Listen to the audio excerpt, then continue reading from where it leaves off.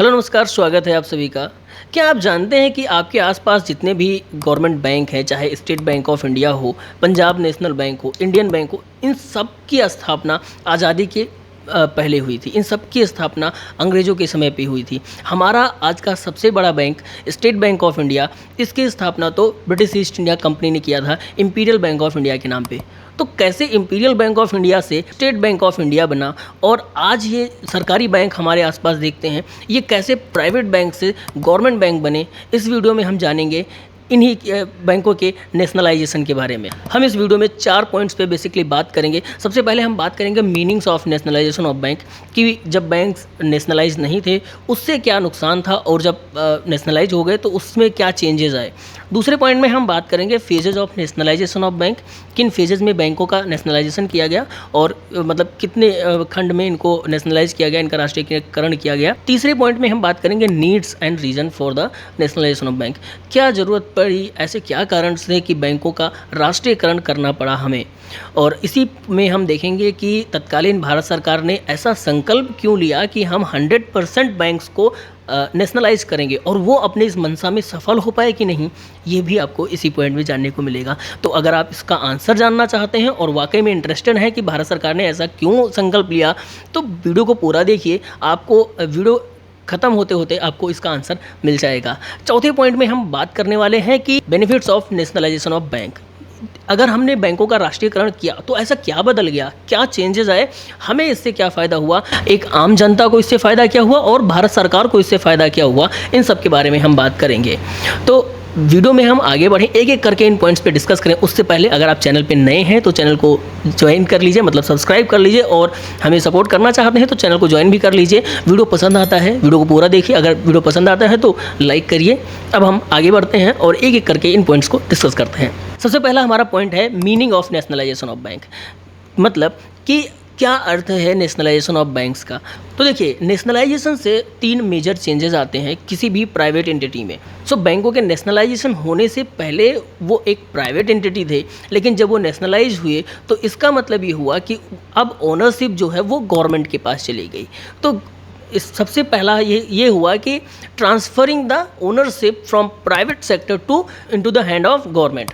दूसरा इसमें ये आया कि फिर अब जो नेशनलाइज होने के बाद में तो इसमें जो मेजॉरिटी शेयर होल्डर हैं अब वो गवर्नमेंट हो गई, यानी 51% से एबव जो इसके शेयर हैं वो अब गवर्नमेंट के पास चली गई। और तीसरा इसमें चेंज आया कि अब ये बैंक्स पब्लिक सेक्टर बैंक्स के तरीके से, पीएसयूज की तरीके से एक्ट करने लगे। तो ये 3 मेजर चेंजेस होते हैं और ये मतलब बेसिक डेफिनेशन है नेशनलाइजेशन की। नाउ अब बात करते हैं phases of nationalisation of bank. तो बेसिकली तो ज़्यादातर हम इस पे बात होती है सिर्फ 2 फेजेस की, लेकिन मैं यहाँ पे चूँकि एसबीआई को भी काउंट करूँगा तो 3 फेज़ की मैं बात करूँगा। यूजुअली बात होती है फ़ेज़ 1 और फ़ेज़ 2 की, जिसमें फ़ेज़ 1 में 14 बैंकों का राष्ट्रीयकरण होता है और फ़ेज़ 2 में 6 बैंकों का राष्ट्रीयकरण होता है। लेकिन मैं उन दोनों के बारे में तो आपको बताऊंगा ही, साथ ही एसबीआई जो सबसे पहला पब्लिक सेक्टर बैंक निकल के आया और सबसे पहला सरकारी बैंक बना, उसको भी हम काउंट करेंगे। तो हम इसको 3 फेजेस में काउंट करेंगे। तो हम अपने दूसरे पॉइंट पे बात करते हैं, that is phases of nationalisation of bank.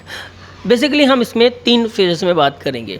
1955 में इंडियन पार्लियामेंट ने एक एक्ट पास किया, एसबीआई एक्ट 1955, और इसी के तहत स्टेट बैंक ऑफ इंडिया का राष्ट्रीयकरण किया गया। उससे पहले state bank of India imperial bank of India के नाम से जाना जाता था। इसकी स्थापना ब्रिटिश ईस्ट इंडिया कंपनी ने की थी। उस समय इसकी सबसे ज़्यादा ब्रांचेस थी, 450 से अधिक ब्रांचेस थी और सबसे बड़ा बैंक ये था। तो इसका राष्ट्रीयकरण करना सरकार के लिए सबसे ज़्यादा यूज़फुल था, इसलिए 1955 में स्टेट बैंक ऑफ इंडिया का राष्ट्रीयकरण किया गया और इस तरीके से ये सबसे पहला पब्लिक सेक्टर बैंक बना। तो एसबीआई के राष्ट्रीयकरण के बाद उस समय जो प्रेसिडेंसीज थी उसमें कुछ छोटे छोटे बैंक्स थे, जैसे bank of Bikaner, bank of Jaipur. तो इनको एसबीआई के सब्सिडरीज़ के रूप में इनका पार्शियल नेशनलाइजेशन कहा जाता है। इनको पार्शियली नेशनलाइज किया गया और इनको एसबीआई के ही सब्सिडरीज़ बना दी गई और बाद में इनका नाम दे दिया गया state bank of India Jaipur. और चूंकि जयपुर और बीकानेर बहुत आसपास थे तो इसलिए state bank of India Jaipur and Bikaner करके इनका पार्शियली इनको नेशनलाइज किया गया। पार्शियली इसलिए क्योंकि इसमें जो गवर्नमेंट का स्टेक था 92% तक ही था। So after partially nationalisation of SBI and SBI subsidiaries, Bharat सरकार एक दृढ़ संकल्प के साथ उतरी। उसने मतलब एक मंशा बनाई और एक संकल्प लिया कि अब हमें 100% बैंक्स को नेशनलाइज करना है, क्योंकि उस समय 21 बैंक थे, उनमें से उनका था कि एक तो एसबीआई हो गया, उसके बाद जो छोटे छोटे एसबीआई सब्सिडरीज उनको नेशनलाइज कर दिया गया। अभी 20 बैंक ऐसे बचे थे जो प्राइवेट थे। तो सरकार ने ये ठाना कि अब हमें इन सब को 100% बैंक्स का हमें नेशनलाइजेशन करना है। और इसी के साथ फिर 1969 में एक एक्ट पास किया गया, द बैंकिंग नेशनलाइजेशन एक्ट 1969। और इसको पास करने के बाद ही 1969 में एक साथ 14 बैंकों का राष्ट्रीयकरण हुआ। ये हुआ फेज़ 2, जो हम बात कर रहे थे ना, इसमें कि 3 फेजेस में बात करेंगे। तो सबसे पहले हमने एसबीआई का बात किया कि एसबीआई हुआ, दूसरा आया कि 14 बैंकों का राष्ट्रीयकरण किया गया, और फिर तीसरा 1980 में एक और एक्ट लाया गया जिसका नाम था banking companies acquisition and transfer of undertaking act. और फिर इस एक्ट के तहत 1980 में बाकी के जो बचे हुए 6 बैंक्स थे उनका भी राष्ट्रीयकरण किया गया। तो इस तरीके से 1980 तक 100% बैंकिंग सेक्टर नेशनलाइज हो गया।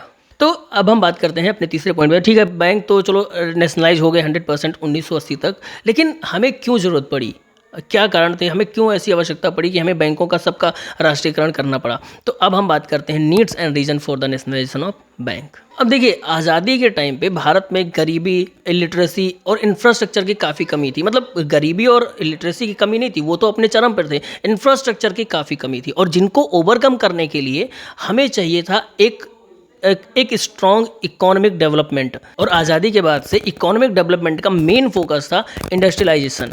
और इंडस्ट्रियलाइजेशन के लिए ज़रूरत होती है फंड्स की।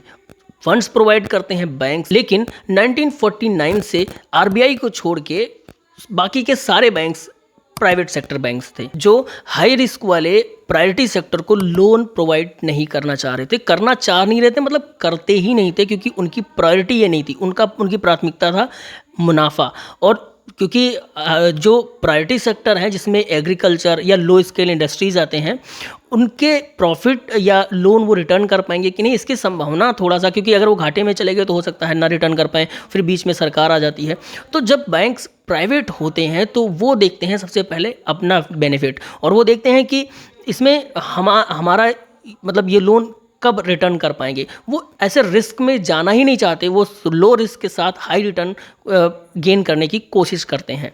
और ऐसे में ही ज़रूरत पड़ी एक स्ट्रॉन्ग नेशनलाइज्ड बैंकिंग सिस्टम की, और फिर इसी वजह से बैंकों का राष्ट्रीयकरण किया गया। अब हम बात करते हैं अपने 4th एंड लास्ट पॉइंट पे, जो है बेनिफिट्स ऑफ नेशनलाइजेशन।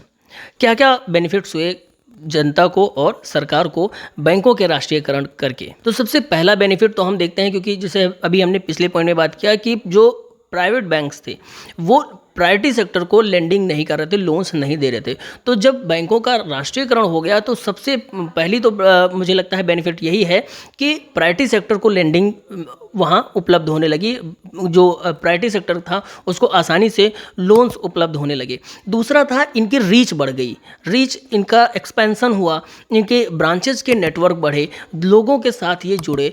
और जैसे रूरल एरिया में, रिमोट एरिया में जहाँ पे प्राइवेट सेक्टर अपनी ब्रांचेस नहीं ओपन कर रहे थे, ये वहाँ तक पहुँचे। तो राष्ट्रीयकरण के बाद बैंकों का जो रीच था वो एकदम रूरल एरिया तक पहुँचा, और इसीलिए शायद राष्ट्रीयकरण की काफ़ी ज़रूरत थी, और ये काफ़ी हेल्पफुल भी रहा। तो इस तरीके से हमने देखा कि क्यों ज़रूरत पड़ी भारत में राष्ट्रीयकरण की बैंकों के, और फिर क्यों 100% बैंकों का राष्ट्रीयकरण कर दिया गया 1980 में। लेकिन फिर हम एक प्रश्न यहाँ पे उठता है कि अगर 1980 में 100% बैंक्स का राष्ट्रीयकरण हो गया तो आज इतने सारे प्राइवेट बैंक्स हैं, ये कहाँ से आए। तो इस क्वेश्चन का आंसर जानने के लिए आपको हमारे अगले वीडियो का इंतज़ार करना पड़ेगा, जिसमें हम बात करेंगे आगे के कहानी के बारे में, जिसमें आपको पता चलेगा कि फिर से ये जैसे आज जितने सारे प्राइवेट बैंक हैं, HDFC है, एक्सिस बैंक है, ICICI है, इंडसइंड बैंक है, कई सारे बैंक हैं, तो ये सब फिर आगे कहाँ से आए। तो इकोनॉमिक डेवलपमेंट और उन सारी चीज़ों के तहत ये फिर आगे हो पाया। तो क्यों हो पाया, क्या है उसका रीज़न, क्या चेंजेस लाए गवर्नमेंट ने अपनी पॉलिसी में, वो हम सब देखेंगे अपने अगले वीडियो में। तो चैनल पे अगर आप सब्सक्राइब नहीं किया है तो सब्सक्राइब कर लीजिए, और वीडियो यहाँ तक देखा है आपने, वीडियो आपको पसंद आई है तो वीडियो को लाइक भी कर दीजिए। मैं मिलूंगा आपसे नेक्स्ट वीडियो में। टिल देन खुश रहिए, मस्त रहिए, तंदुरुस्त रहिए, बाय।